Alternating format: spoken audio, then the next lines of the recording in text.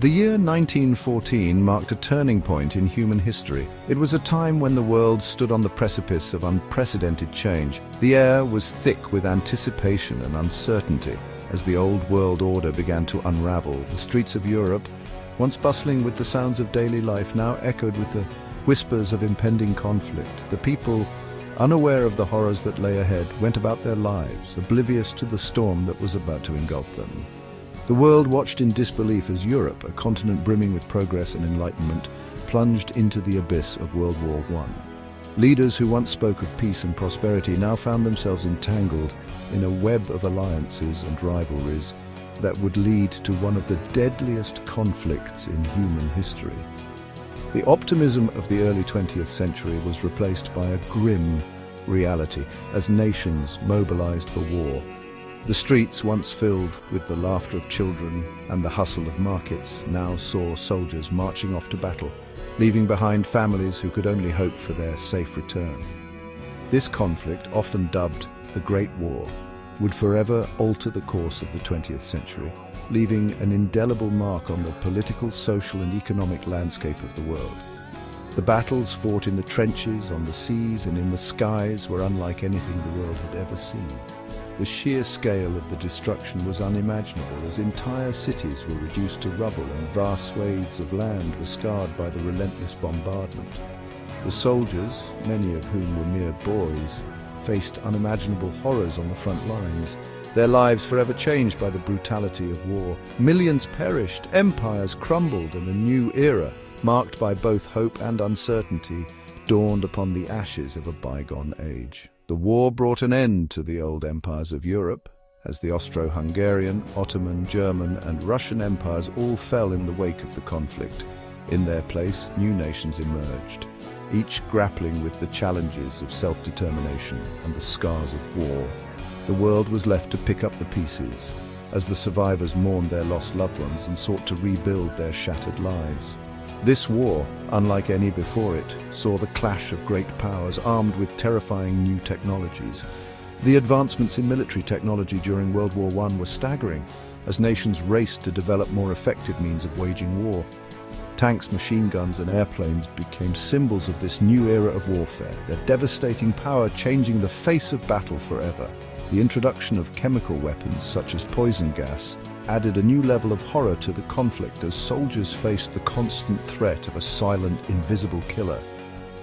Machine guns, tanks and poison gas became instruments of death on an unprecedented scale. The battlefield was transformed into a nightmarish landscape, where the roar of artillery and the rattle of machine gun fire were constant companions. The trenches, dug deep into the earth, offered little protection from the relentless onslaught as soldiers huddled together, waiting for the next attack. The use of poison gas added a new dimension to the horror, as men choked and gasped for breath, their lungs burning from the toxic fumes. The idyllic notion of a quick and decisive war was shattered in the trenches of the Western Front, where a brutal stalemate ensued. The reality of trench warfare was far removed from the romanticized visions of glory and honor that had been sold to the public. Instead, soldiers found themselves living in squalid conditions, surrounded by mud, rats, and the constant threat of enemy fire. The front lines barely moved as both sides dug in, leading to a war of attrition that would drag on for years. But the Great War was more than just a clash of armies. It was a clash of ideologies, of national pride, and of imperial ambition. The war was fought not only on the battlefields, but also in the hearts and minds of the people. Propaganda played a crucial role in shaping public opinion, as governments sought to rally their citizens to the cause. Nationalism surged as people were called upon to make sacrifices for the greater good, and the lines between friend and foe became increasingly blurred. It was a clash of ideologies, of national pride and of imperial ambition.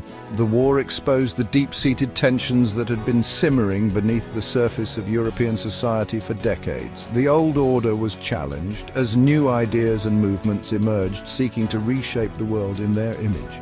The conflict also highlighted the fragility of peace, as the delicate balance of power that had maintained stability in Europe was shattered, leading to a new era of uncertainty and upheaval.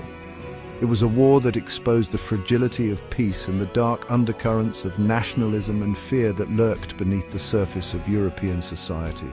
The aftermath of the war saw the world grappling with the consequences of the conflict as nations sought to rebuild and heal. The peace negotiations that followed were fraught with tension as the victors sought to impose their will on the defeated, sowing the seeds for future conflicts. The legacy of World War I would be felt for generations to come as the world struggled to come to terms with the horrors of the past and the challenges of the future.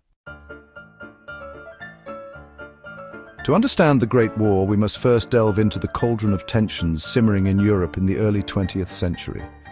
The continent was a patchwork of powerful empires and emerging nations, each with its own ambitions and insecurities. The political landscape was complex, with old rivalries and new alliances shaping the interactions between countries. This period was marked by rapid industrialization and social change, which only added to the uncertainty and instability. A complex web of factors, each feeding off the other, set the stage for this global catastrophe. Economic competition, political maneuvering, and social unrest all played a part. The leaders of Europe were often more concerned with maintaining their own power and prestige than with the well-being of their people. This self-interest led to a series of decisions that would have devastating consequences. One potent ingredient was militarism, the belief in the importance of a strong military force and the willingness to use it to achieve national goals. This ideology was not confined to any one nation. It was a widespread phenomenon. Military parades and displays of strength were common, and the glorification of the military was a key part of national identity. This mindset made it easier for leaders to justify the use of force and harder for them to seek peaceful solutions. Across Europe, nations engaged in a dangerous arms race, expanding their armies and navies at an alarming rate. The development of new weapons and technologies only added to the sense of urgency. Each country felt the need to outdo its rivals, leading to a cycle of escalation that seemed to have no end. This build-up of military power created a tinderbox situation where even a small spark could ignite a major conflict. This military build-up fostered suspicion and distrust among nations, creating an atmosphere ripe for conflict. Diplomatic relations were strained, and the possibility of war was always in the background. Leaders and citizens alike were aware of the growing tensions, but few could have predicted the scale of the disaster that was to come. The sense of impending doom was palpable, and it affected the decisions and actions of everyone involved. Adding fuel to the fire was the rise of nationalism, an intense form of patriotism that often manifested as a belief in one nation's superiority over others. Nationalistic fervor was not just a matter of pride. It was a driving force behind many of the political and military decisions of the time. Leaders used nationalism to rally support and justify their actions, while ordinary people were swept up in the fervor, often without fully understanding the implications. Nationalistic fervor blinded nations to the common threads that bound them, making diplomacy and compromise increasingly difficult. The idea of working together for mutual benefit was overshadowed by the desire to assert dominance and protect national interests. Diplomatic efforts were often half-hearted or insincere, and the failure to find common ground only deepened the divisions. The stage was set for a conflict that would engulf the entire continent. Another contributing factor was imperialism. The major powers of Europe were engaged in a fierce competition for colonies and resources. This scramble for empire was driven by economic needs, strategic considerations, and a desire for prestige.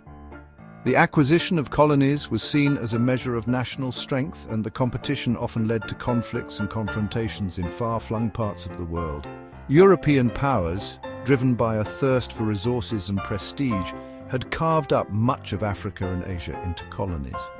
This process was often brutal and exploitative, leading to resentment and resistance in the colonized regions. The rivalries and tensions generated by imperialism were not confined to the colonies. They also affected relations between the European powers themselves. The competition for global dominance added another layer of complexity to an already volatile situation. This competition for colonial possessions created friction and rivalry among the great powers. The desire to expand and protect their empires led to a series of confrontations and crises. Each incident added to the sense of instability and made it more difficult to find peaceful solutions. The imperial ambitions of the European powers were a significant factor in the build-up to the Great War. Finally, a complex web of alliances entangled the nations of Europe. These alliances were intended to provide security and deter aggression, but they also created a situation where a conflict involving one nation could quickly draw in others. The alliances were often secretive and complicated, adding to the uncertainty and mistrust. The balance of power was delicate, and any disruption could have far-reaching consequences. These agreements, intended to deter aggression, ironically made war more likely. The alliances created a sense of obligation and entanglement, where nations felt compelled to support their allies, even if it meant going to war. The fear of being left isolated or betrayed added to the pressure to act decisively. The web of alliances was a double-edged sword, providing both security and a pathway to conflict. When one nation went to war, its allies were obligated to join the fight, creating a domino effect that quickly engulfed the continent. The initial conflict between Austria-Hungary and Serbia rapidly escalated as other nations honored their alliances and joined the fray. What might have been a localized war turned into a global catastrophe with devastating consequences for millions of people. The Great War was a tragic culmination of the tensions and rivalries that had been building for decades. As the clouds of war gathered, Europe found itself on the brink of a conflict that would reshape the world. The continent was divided into two armed camps, each with its own ambitions, fears, and alliances. Europe found itself divided into two armed camps, the Allies and the Central Powers. These alliances were not just military pacts, but were deeply rooted in the political, economic, and social fabric of the time. The Allies and the Central Powers. The stage was set for a confrontation that would involve millions of soldiers and civilians, and the repercussions would be felt for generations. The Allies, initially composed of France, Russia, and Great Britain, championed themselves as defenders of democracy and freedom. They believed they were fighting for a just cause, to protect their nations and uphold their values. France, still smarting from its defeat in the Franco-Prussian War, sought to regain lost territory and prestige.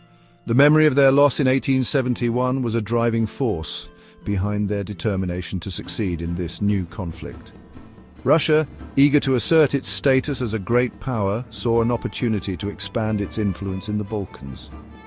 The vast Russian Empire, with its diverse population, was looking to solidify its position on the European stage. Great Britain, wary of German naval ambitions, joined the fray to maintain the balance of power in Europe. The British Empire, with its global reach, was determined to prevent any single power from dominating the continent. The Central Powers, consisting of Germany, Austria-Hungary, and the Ottoman Empire, presented a formidable challenge to the Allied forces. Each of these nations had its own reasons for entering the war, driven by a mix of ambition, fear, and a desire for greater influence. Germany, under the leadership of Kaiser Wilhelm II, harbored ambitions of becoming the dominant power in Europe. The German Empire, with its industrial might and military prowess, sought to challenge the existing order and establish itself as the preeminent European power. Austria-Hungary, a sprawling empire grappling with internal ethnic tensions, saw the war as an opportunity to solidify its control over the Balkans. The assassination of Archduke Franz Ferdinand was the spark that ignited their involvement, but underlying issues had been simmering for years. The Ottoman Empire, once a mighty power now in decline, hoped to regain lost territories and prestige. The empire, often referred to as the sick man of Europe, saw the war as a chance to reverse its fortunes and reassert its influence in the region. The stage was set for a conflict that would engulf the world and change the course of history forever.